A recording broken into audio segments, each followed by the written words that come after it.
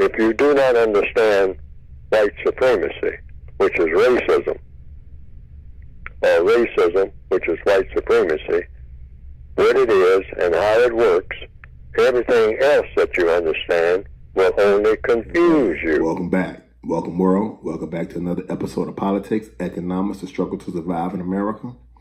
And this article that I'm going to talk about and what I'm going to discuss, it hits home because it's where I'm from.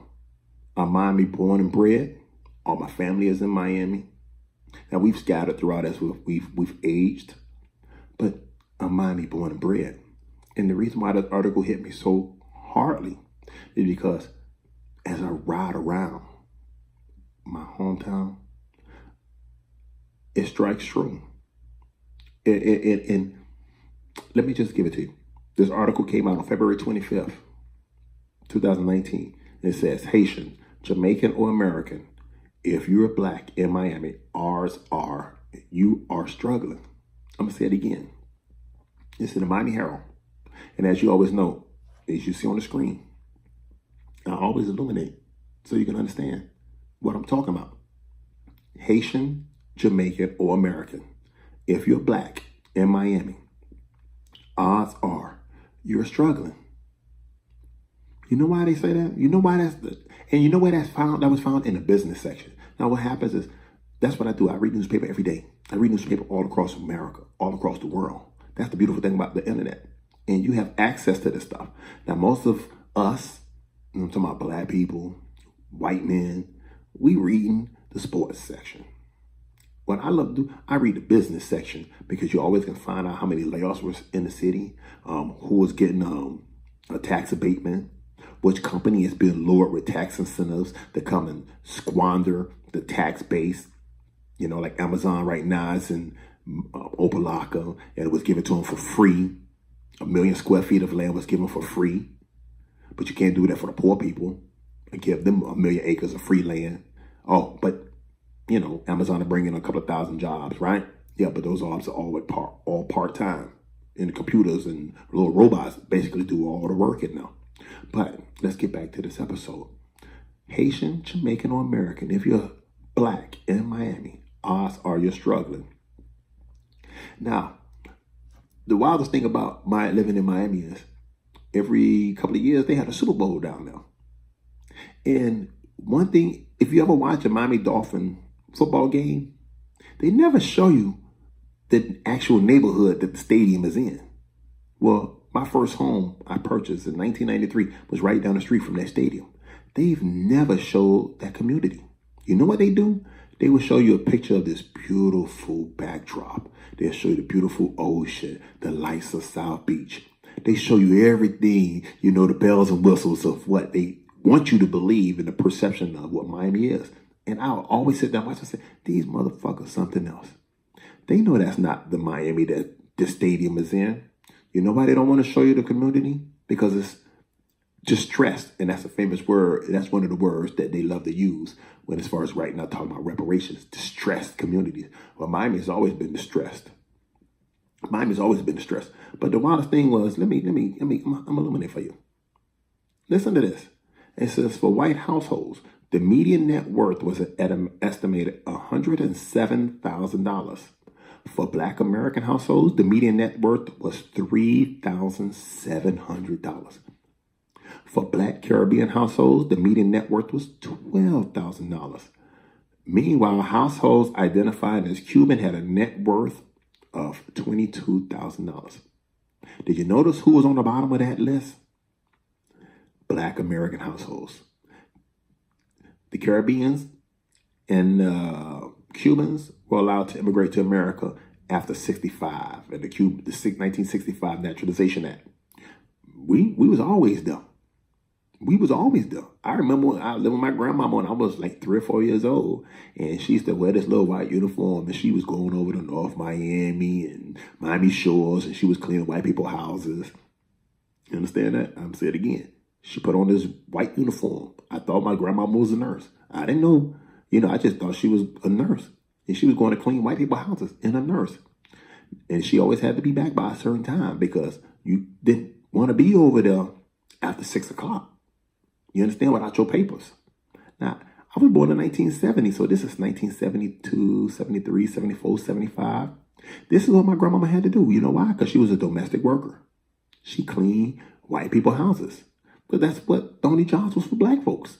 Coming out of slavery and Reconstruction and Jim Crow, the only jobs that black people could have were domestic workers and agricultural workers.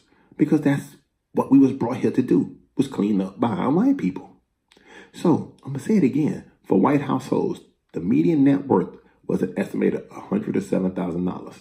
For black American households, the median net worth was $3,700. For black Caribbean households, the median net worth was $12,000. Households identifying as Cuban had a net worth of $22,000. Do you understand that? Do you understand that? The reason why we have no wealth, well, because they redlined our communities. So if you ride down to Miami, you see the black folks live in certain parts like New Orleans, Miami Gardens, Opelika, Liberty City. You understand? Then they brought the Haitians over, and they put the Haitians in the little part of North Miami. They call that now Little Haiti. Then they put the Cubans in Hialeah. That's called Little Havana. You understand? So they excluded and they segregated us all. Then they put us in our enclaves. Now, because I'm a descendant of slaves, we was always here. We was already in our little certain pockets. You understand what I mean? So what they did, they just brought these people and they make them think that, you know, they pulled themselves up and don't understand. 1979, 1980, Cuban, it was called the Cuban-Haitian Act, where they allowed them to come over here and receive all types of benefits. And so they put them in these different areas. And then certain Haitians who are, you know, like the bootleg, and certain Cubans that was bootleggers, they was giving them access to all types of aid to allow them to start small businesses. And you know how Cubans and Haitians always talk about, hey, my people come out with nothing. They don't even understand. The United States government propped them up. And they propped up a few of them to make it look like this was an egalitarian society. You could come over here and you could be anything you want. Now, listen to this. U.S. black descendants and black Caribbean descendants, primarily Haitians, Jamaicans, Trinidadians, and Tobagoans, and blacks with Latin or Hispanic heritage are more economically similar than Latins of various ancestral origin who self-identify as white as opposed to black. Do you understand that? So that's one thing I've learned. What they do, they can look like me, but they'll put on their identification that they're white.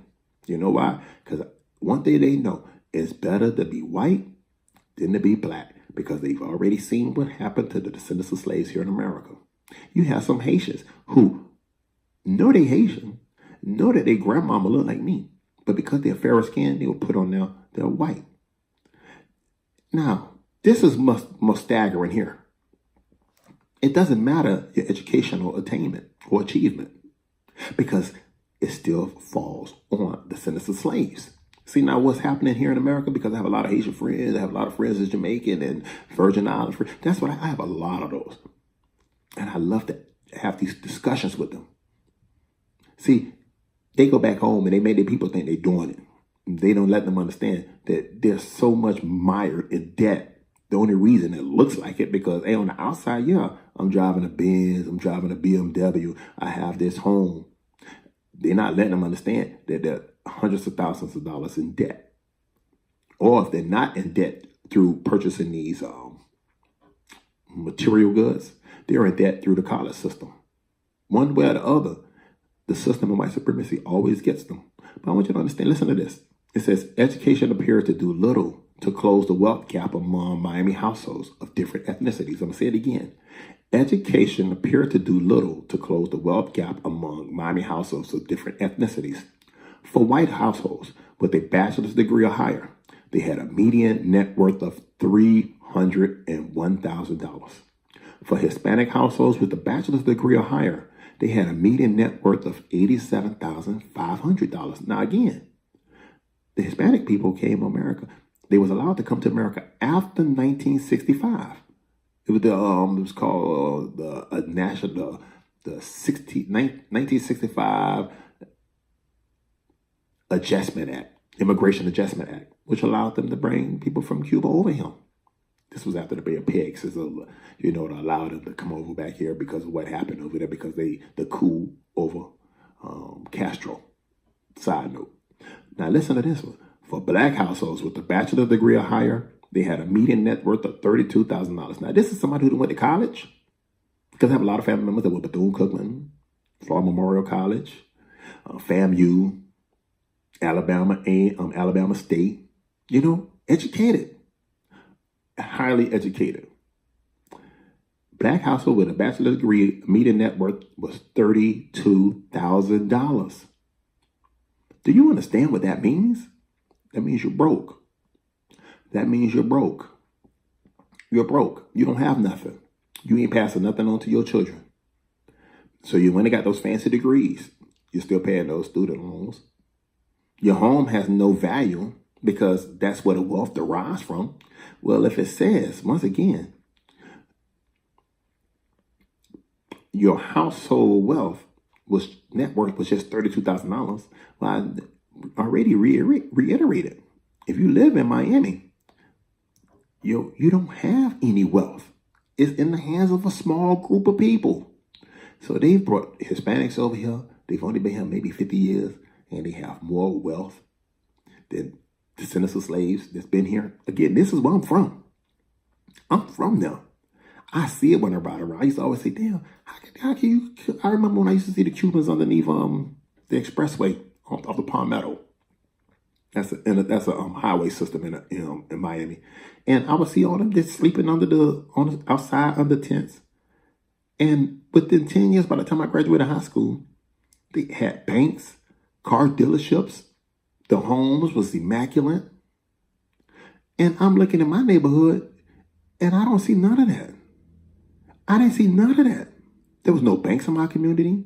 There was little corner stores. We did have a grocery store, but the products was shitty. The meat was always bad. But we did what we had to do to get by.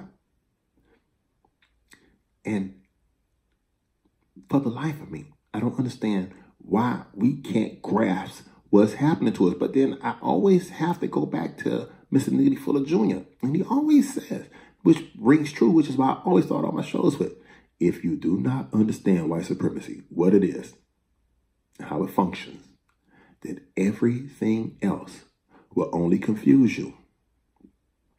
Do you understand? That's why we can go and participate in the jazz and the gardens, and we think we're doing it up. We're doing it up, and we don't understand. Eventually, the piper comes. And what happens is when you die, your children trying to figure like, damn, daddy ain't leave us shit. Mama, damn, they ain't have nothing. I got to go in my pocket and bury my fucking mama. I got to bury my daddy. Wow, man, they ain't had no insurance policy. Now I got to pay for the funeral.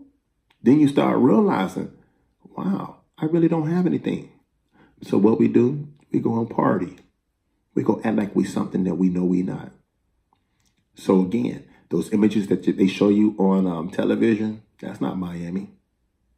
Miami is nothing but a bunch of broke down old houses. And I want you to understand something. They won't even give you a loan on an equity line of credit on your home. But they will let you refinance it. Or they love to let you refinance it. But they won't let you get the equity and borrow the equity out of your home. But you know why? It's because they made sure that your home was undervalued. So you don't have any equity in your home. Hey, that's what I say about America, man. They will always show you what they are. Don't listen to what they say. Watch what they say and watch their actions, because they don't hide what they want to do. And once again, this is Jerrald President, and I'm your host. This is Politics, Economics, the struggle to survive in America, and best believe it's real. It's real. Stop lying to your kids. Stop lying to your kids, because it's at their detriment, because you don't want to tell them the truth about what they are under. This system is real. We are in a stationary and mobile prison. We are captured. We know we captured, and we keep deluding ourselves and thinking that we're not captured, because you don't see those chains on you no more like they had our ancestors. They don't need those chains because it's him. It's him. It's physical. It's mental, psychological, physically, all those other special words that they love to use, them fancy words. We are captured people, which is why they can continue to keep doing what they've done to us for so long. We don't have anything. So that game that these people keep telling you, you can go and do this, you can do that, that's a few of us. Again, the land report didn't tell you who owned the land. These people are not playing with you. They're not playing with you. My last episode, I talked about the Fortune 400, but 400 people have more wealth than all black people combined. You're not listening? Are you listening? You're listening, but you like that fairy tale. You like the mythology of America. Well, I want you to understand something. The rest of white America is getting ready to realize it. The rest of white America is going to realize it. Always, hey, go to JerraldPresident.info. That's my website. All this information is on my website. You can check me out on Facebook, YouTube, Instagram. You can check me out on all those things. Hey, and if you don't believe what I'm saying, check out the links and just go to it yourself. But you don't have to. You know why? Because deep down in your heart, you know you don't have that extra money to help your kids self and go to college or help them start a business or go help them put that down payment on that home. You know you don't have that. But we keep lying on ourselves. So you're going to keep on saying, I'm just going to put it in the lowest hand. White America don't see that. The white supremacists don't say that. They say, you know, we're going to craft legislation to benefit who we want it to benefit and damn everybody else.